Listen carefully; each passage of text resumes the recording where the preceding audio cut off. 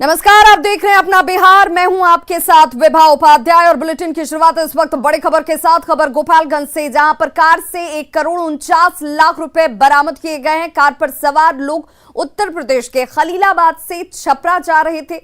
फुलवरिया थाने की पुलिस श्रीपुर के पास गाड़ी की चेकिंग कर रही थी, जिस दौरान ये बड़ी कामयाबी हाथ लगी। एक्सक्लूसिव तस्वीरें इस वक्त आप अपने टीवी स्क्रीन पर देख पा रहे हैं, जब गाड़ी की चेकिंग के दौरान डिक्की से रुपयों को बरामद किया गया। पुलिस ने कार पर सवार 3 लोगों को हिरासत में लिया है और उनसे पूछताछ भी लगातार की जा रही है। नोट गिनने के लिए मशीन मंगवाई गई, साथ ही इनकम टैक्स डिपार्टमेंट को भी इसकी खबर दी गई। कार पर सवार युवक ने बताया कि रुपए कारोबारी के हैं। एसपी ने बताया कि सभी से फिलहाल पूछताछ की जा रही है। तो 7 मार्च को उत्तर प्रदेश में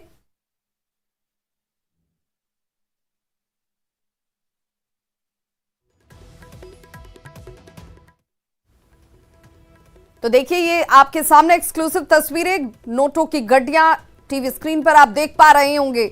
और 7 मार्च ये वो तारीख है जब उत्तर प्रदेश में विधानसभा चुनाव का आखिरी चरण है, और ऐसे में पुलिस हवाला कारोबार और साइबर अपराध से जोड़कर इस पूरे प्रकरण को देख रही है। और इसी बाबत तमाम पूछताछ इस वक्त इन तीनों लोगों से होती हुई मामले की जांच अब रफ्तार पकड़ रही है। पुलिस के मुताबिक तीनों युवक अलग अलग बात कह पुलिस को गुमराह करने की कोशिश भी कर रहे हैं। तीनों के बयान अलग अलग हैं। 2 तस्वीर आप इस वक्त टीवी स्क्रीन पर देख पा रहे हैं।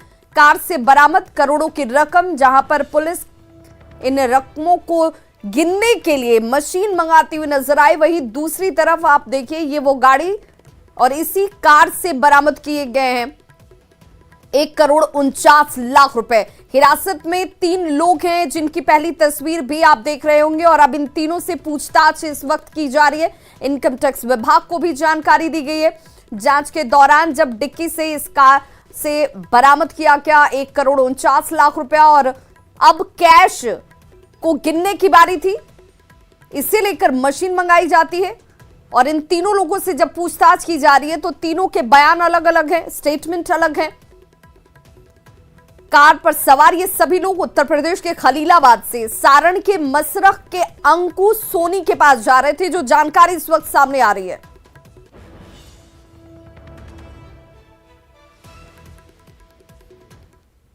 वाहन चेकिंग करने के क्रम में मारुति गाड़ी नंबर UP 27 AD 9090 के से 1,48,99,500 रुपया बरामद किया गया है। नोटों की गिनती फुलवरिया अंचलाधिकारी एवं भारतीय स्टेट बैंक के बथुआ शाखा के CSP संचालक के समक्ष विधिवत किया गया। बरामद नोट के संबंध में गाड़ी में बैठे चालक पृथ्वी शाह, अनूप कुमार तिवारी, अंकित साहु से पूछने पर वे बताया कि एक खलीलाबाद से रुपया लेके अंकुर सोने के लिए मसरख जा रहे थे। इस संबंध में आयकर विभाग को सूचित किया गया है।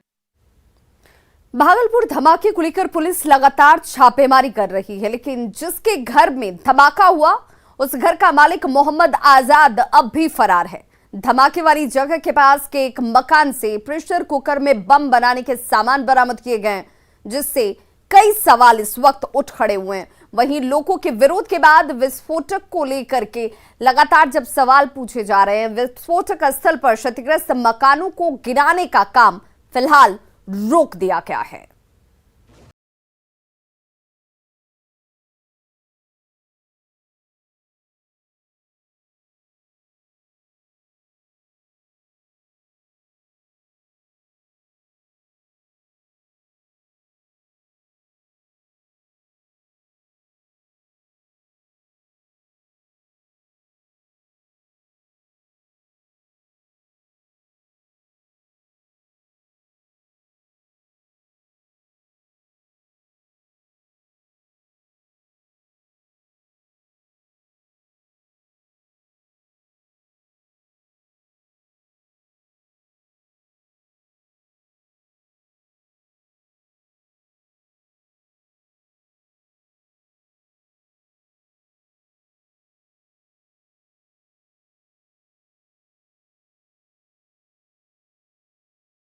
टीम ने घटनास्थल के 500 मीटर के दायरे में रात भर सर्च ऑपरेशन चलाया। करीब 2 दर्जन से अधिक घरों की तलाशी ली गई। तलाशी के दौरान अशोक मंडल और धनंजय मंडल के घर से बम बनाने का सामान और विस्फोटक बरामद हुआ। छापेमारी के दौरान 3 प्रकार के बारूद, चूना, कील, पतली रस्सी और रंगीन मिट्टी के साथ साथ प्रेशर कुकर भी बरामद हुआ है। बड़ी बात यह है कि विस्फोट के बाद से अशोक मंडल और धनंजय मंडल का परिवार घर में ताला लगाकर फरार है। चिंता वाली बात तो यह है कि छापेमारी के दौरान जो सिल्वर कलर का बारूद मिला है उसके बारे में बताया जाता है कि यह काफी खतरनाक है और ये सारा बारूद प्रेशर कुकर में रखा हुआ था, जबकि पहले देश के कई शहरों में प्रेशर कुकर बम का ब्लास्ट हो चुका है। अब सवाल है कि क्या भागलपुर में प्रेशर कुकर बम से हुआ था धमाका? क्या ब्लास्ट का है आतंकी या नक्सली कनेक्शन? ये सारे सवाल इसलिए ज्यादा गहरे होते जा रहे हैं क्योंकि धमाका मोहम्मद आजाद के घर में ही हुआ था और धमाके के बाद से मोहम्मद आजाद फरार है। एसएसपी बाबूराम ने भी मोहम्मद आजाद का नाम लेते हुए कहा था कि उसकी गिरफ्तारी से बड़ा खुलासा हो सकता है। इसमें आईओ और एसडीपीओ के नेतृत्व में जो टीम है उनको भी दिया गया है। टीम में से एक अन्य एसएचओ हैं जिनको स्पेसिफिकली ये टास्क दिया गया है मोहम्मद आजाद को गिरफ्तार करने के लिए। उसकी गिरफ्तारी और पूछताछ के बाद हो सकता है कुछ नए सूत्र हमारे हाथ लगे। सच क्या है ये तो जांच के बाद ही पता चल पाएगा, लेकिन अब तक पुलिस की तलाशी में जो बारूद का ढेर मिला है वो निश्चित रूप से चिंता पैदा करने वाला है। न्यूज़ 18 के लिए भागलपुर से विकास कुमार सिंह और आशीष सिन्हा की रिपोर्ट। और भागलपुर ब्लास्ट से जुड़ी हुई बड़ी खबर इस वक्त सामने आ रही है। भागलपुर ब्लास्ट मामले में आतंकी कनेक्शन अब गहराता जा रहा है। जी हां, भागलपुर ब्लास्ट मामले में आतंकी कनेक्शन गहरा गया है। घटनास्थल से पुलिस को कई प्रेशर कुकर मिले हैं। प्रेशर कुकर बम बनाने में इस्तेमाल की आशंका इस वक्त गहरी होती हुई और इस आशंका के बाबत इस वक्त एफएसएल की टीम लगातार जांच में भी जुटी हुई है। सभी प्रेशर कुकर की एफएसएल इस वक्त जांच कर रही है। घटनास्थल से कई प्रेशर कुकर की बरामदगी हुई है और इन प्रेशर कुकर बम बनाने में आशंका के मद्देनजर एफएसएल की टीम की तरफ इस वक्त ये जांच होती हुई कुकर में बारूद के अवशेष भी मिले हैं। तो ये बड़ी जानकारी इस वक्त भागलपुर ब्लास्ट से जुड़ी हुई, जिसमें कुकर में बम बनाने के सामान मिले और अब जब ये पूरी जानकारी इस वक्त सामने आ रही है तो आतंकी कनेक्शन की जो आशंका है वो गहराती हुई। घटनास्थल से पुलिस ने कई प्रेशर कुकर को भी बरामद किया है और संवाददाता अमित कुमार हमारे साथ इस वक्त ज्यादा जानकारी के साथ फोन लाइन पर जुड़ चुके हैं। अमित, क्या जानकारी इस वक्त जब जांच 3 दिनों से लगातार होती हुई?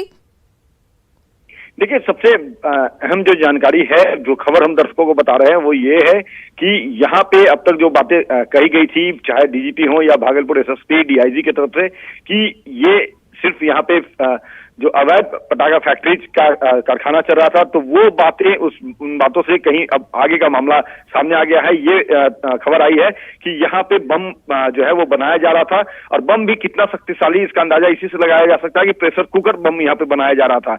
इस बात की हालांकि आधिकारिक पुष्टि अभी भागलपुर के एसएसपी ने नहीं की है, लेकिन आधिकारिक सूत्रों से जो जानकारी मिली है उसके मुताबिक एफएसएल जब यहाँ पे आई तो उन्होंने कई प्रेशर कुकर यहाँ से बरामद किए और उसे फिर जांच के लिए, अनुसंधान के लिए एफएसएल के लैब में ले जाया गया है, जहां पे जांच की जा रही है। कहा यह भी जा रहा है कि जो प्रेशर कुकर जो बरामद किया है पुलिस ने मौका वारदात से, घटनास्थल से, उनमें बारूद के काफी अंश मिले हैं। जो बारूद है जिनका इस्तेमाल किया जा रहा था प्रेशर कुकर बम बनाने के लिए, तो उनके अंश मिले हैं। तो उसी को एफएसएल की टीम अब जांच रही है कि इनमें किस तरह के बारूद थे। चूंकि घटनास्थल से 3 तरह के बारूद जो है वो बरामद किए गए थे। न्यूज़ 18 से बातचीत के दौरान, एक्सक्लूसिव बातचीत के दौरान एसएसपी ने ये कहा था, बाबूराम ने, कि घटनास्थल से 3 तरह के बारूद बरामद हुए, जिनमें एल्युमिनियम कलर का जो है होता है वो बारूद बरामद हुआ था, पीला कलर का बारूद बरामद हुआ था और नीला ब्लैकिश जो बारूद है वो बरामद हुआ था। तो जो बम के जो जानकार थे उनसे भी हमने बात करी थी, उन्होंने ये पुष्टि किया था कि जो पीले कलर का बारूद होता है वो सल्फेट होता है और जो ब्लैक जो बारूद थी वो टीमटी बारूद होती है। तो इसी से अंदाजा लगाया जा सकता है कि ये प्रेशर कुकर बम बना करके इसका इस्तेमाल कहीं ना कहीं बिल्कुल। और ये अगर ये आशंका इस वक्त गहराती जा रही है तो ये बड़ी चिंता का सबब इस वक्त बनता हुआ। पुलिस की तरफ से जांच जरूर हो रही है, लेकिन मोहम्मद आजाद की गिरफ्तारी जल्द होनी बेहद जरूरी हो जाती है ताकि पूरे मामले पर खुलासा साफ साफ हो सके। बहुत बहुत शुक्रिया अमित इस तमाम जानकारी के लिए आपका। बिहार में शराब माफिया को निस्तनाबूद करने के लिए नीतीश सरकार ने एक और कड़ा और बड़ा फैसला लिया है। ड्रोन और हेलीकॉप्टर अटैक के बाद अब माफिया पर prevention of money laundering act का चाबुक भी चलेगा। शराब से कमाया तो कहीं से नहीं बचोगे।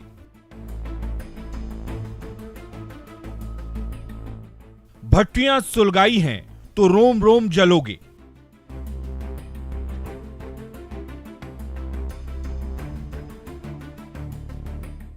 शराब की कमाई सरकार ले लेगी पाई पाई।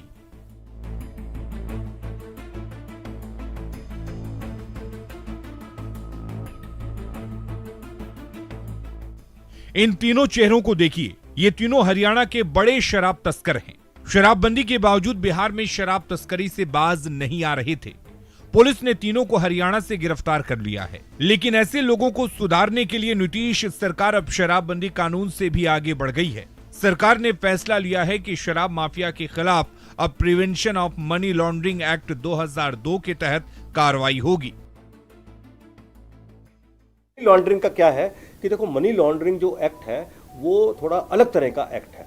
उसके अंदर जब तक कि कुछ खास आईपीसी के सेक्शंस के अंदर अपराध नहीं होता तब तक मनी लॉन्ड्रिंग एक्ट के अंदर संपत्ति की जब्ती नहीं होती है। तो इस पर हम लोग कार्य कर रहे हैं और अब जो है जो इलगॉटन वेल्थ इलीगल लिकर के माध्यम से अर्जित की गई है उस पर भी हम कार्रवाई।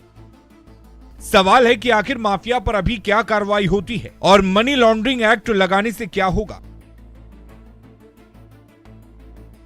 राज्य में शराबबंदी का कानून है बिहार मद्य निषेध और उत्पाद कानून। बिहार मद्य निषेध और उत्पाद कानून के तहत शराब बनाना, बेचना और पीना तीनों जुर्म है। शराब बनाने और बेचने पर 10 लाख रुपए जुर्माना और उम्र कैद तक का प्रावधान है। शराब से मोटी कमाई करने वाले लाखों के जुर्माना से बचकर भी निकल जाते हैं, मगर prevention of money laundering act 2002 लगने पर माफिया पाई पाई के लिए मोहताज हो जाएंगे, क्योंकि शराब से की गई कमाई को मद्य निषेध कानून के तहत अवैध माना जाएगा। एक्साइज डिपार्टमेंट में अवैध संपत्ति को लेकर संपत्ति जब्ती का प्रावधान पहले से है, लेकिन उसका दायरा इतना विस्तृत नहीं रहा था जितनी मनी लॉन्ड्रिंग एक्ट का है। इसमें थोड़ा ब्रॉडर एस्पेक्ट है। इसमें इन्फोर्समेंट डायरेक्टर को ज्यादा लार्जर स्केल पर जाके इन्वेस्टिगेट करने का पावर है। हालांकि विपक्ष इस सारी कवायद को आईवाश से ज्यादा नहीं मानता, लेकिन सत्ता पक्ष के नेताओं का कहना है कि इससे तस्करों की कमर टूट जाएगी। जहां तक रही मनी लॉन्ड्रिंग एक्ट लागू करने की बात बिहार में, तो इस एक्ट के माध्यम से नीतीश कुमार जी की सरकार और नीतीश कुमार जी के भ्रष्ट पूरा का पूरा प्रशासन सिर्फ और सिर्फ बिहार की जनता को परेशान करेगा। जब ऐसे लोगों पर यह कार्रवाई होगी तो निश्चित रूप से एक मैसेज जाएगा कि यदि आप धन उगाही करते हैं इस माध्यम से और सोचते हैं कि आपका धन आपके साथ बचा रह जाएगा, तो नीतीश कुमार जी के राज में यह संभव नहीं है। अब विपक्ष जो भी कहे, लेकिन इन सारे फैसलों से तो यही लगता है कि सरकार शराब माफिया को मिट्टी में मिलाने का मंसूबा अब किसी कीमत पर नाकाम नहीं होने देना चाहती। पटना से संजय कुमार की रिपोर्ट। अनुमंडल कृषि पदाधिकारी की परीक्षा में धांधली का आरोप लग रहा है और अभ्यर्थी बीपीएससी पर सवाल उठा रहे हैं। अभ्यर्थियों का आरोप है कि जिन्हें लिखित परीक्षा में ज्यादा नंबर मिले उनकी कॉपियों से छेड़छाड़ की गई और मेरिट लिस्ट के आधार पर असफल घोषित कर दिया गया। इसका खुलासा आरटीआई के तहत मांगी गई जानकारी से हुआ है। आरोप लगाने वाले अभ्यर्थियों से बात की हमारे सहयोगी रजनीश कुमार ने। बीपीएससी पर एक बार फिर से धांधली का आरोप लगा है। आरोप अभ्यर्थियों ने लगाया है। अभ्यर्थियों की माने तो अनुमंडल कृषि पदाधिकारी की परीक्षा का जब परिणाम जारी हुआ तो परिणाम में बड़ी गड़बड़ी सामने आई है। यानी गड़बड़ी जो उजागर हुआ है आरटीआई के जरिए हुआ है। अभ्यर्थी जब रिजल्ट से वंचित हो गए, इन्हें डाउट हुआ आयोग पर, उसके बाद इन्होंने आरटीआई डाला और आरटीआई के जरिए जो कॉपी हाथ लगी उसमें आप देखिए किस तरह से बड़ी गड़बड़ी सामने आई है। यानी जो एक्सपर्ट हैं जिन्होंने कॉपियों का मूल्यांकन किया उन कॉपियों में छेड़छाड़ की गई है। ये एविडेंस देख सकते हैं साफ तौर से है कि टोटल मार्किंग जब की गई उसमें भी छेड़छाड़ है। यानी अगर किसी के मार्क्स 95 हैं तो उसे घटाकर 93 किया गया, 90 किया गया। बाकी कॉपी के अंदर भी आपको हम दिखाना चाहेंगे कि जब मार्किंग किया गया उसके बाद भी मार्क्स को काट कर क्रॉस करके उसे फिर से कम किया गया। ये देख सकते हैं विभिन्न अभ्यर्थियों की कॉपी का यही हाल है। हम दिखाना चाहेंगे कहाँ कहाँ पर गड़बड़ी है वो आप दिखाएं। ये आप देख सकते हैं यहाँ भी है और बाकी कहाँ पर है आपको दिखा रहे हैं। देखिए ये टोटल जो है टोटल मार्किंग आप देख पा रहे हैं। यहाँ पर भी जो है ओवरलैप है, यहाँ पर जो है ओवर राइटिंग आपको साफ तौर से दिख जाएगा कि टोटल करने के बाद भी क्रॉस किया गया है। और बाकी जो अंदर है वो भी आपको हम दिखाएंगे। देखिए यहाँ पर भी क्रॉस किया गया है। जब मार्क्स देने के बाद क्रॉस किया जाता है तो सवाल उठेगा ही। फिर से 12 नंबर है, इसको 9 किया गया। बाकी और जगह देखिए आप कि यहाँ भी ओवर राइटिंग है और यहाँ भी मार्क्स से छेड़छाड़ किया गया। जिसकी एग्ज़ाम मुख्य परीक्षा 2018 में और रिजल्ट 2019 में दिया गया और इंटरव्यू 2021 नवंबर में और रिजल्ट 2021 दिसंबर में दिया गया सर। और जब रिजल्ट आया उसका कट ऑफ काफ़ी हाई किया गया और हम लोग को मेरिट से बाहर कर दिया गया। जब हम आरटीआई से कॉपी मंगाए तो कुछ कॉपी आया और बहुत असफल कैंडिडेट का कॉपी अभी तक नहीं आया है। लेकिन जो भी कॉपी आया है उसमें हम लोग को व्यापक तौर पे कटिंग किया गया है, नंबर को घटा के कटअप से बाहर किया गया है। पहला गड़बड़ी तो ये है कि पहले मार्क्स हमें 7 मिलता है, फिर उसको काट के 5 कर दिया जाता है। किसी में 6 मिला उसको 4 कर दिया जाता है और उनको उस हिसाब से डिवाइड, मतलब वो जिससे वो अपने वहाँ तक नहीं पहुँच पाए जो उन्होंने फिक्स किया है मेरिट लिस्ट, उससे कम करके उनको कर दिया गया। बिल्कुल, तो जो अभ्यर्थी हैं ये सरकार से गुहार लगा रहे हैं, आयोग से गुहार कर रहे हैं कि जिस तरह से गड़बड़ी सामने आई है इस गड़बड़ी को देखते हुए पुनर्मूल्यांकन किया जाए या रिजल्ट स्थगित किया जाए। जाहिर है जो एविडेंस है वो बताने के लिए काफ़ी है कि जो अनुमंडल कृषि पदाधिकारी का जो रिजल्ट जारी हुआ है उस रिजल्ट में छोटी मोटी गड़बड़ी नहीं है, बल्कि जो परीक्षक हैं उन्होंने कॉपी से छेड़छाड़ किया है। रजनीश कुमार, न्यूज़ 18 पटना। तो खबरों का सिलसिला लगातार जारी, आप देखते रहिए न्यूज़ 18 बिहार झारखंड।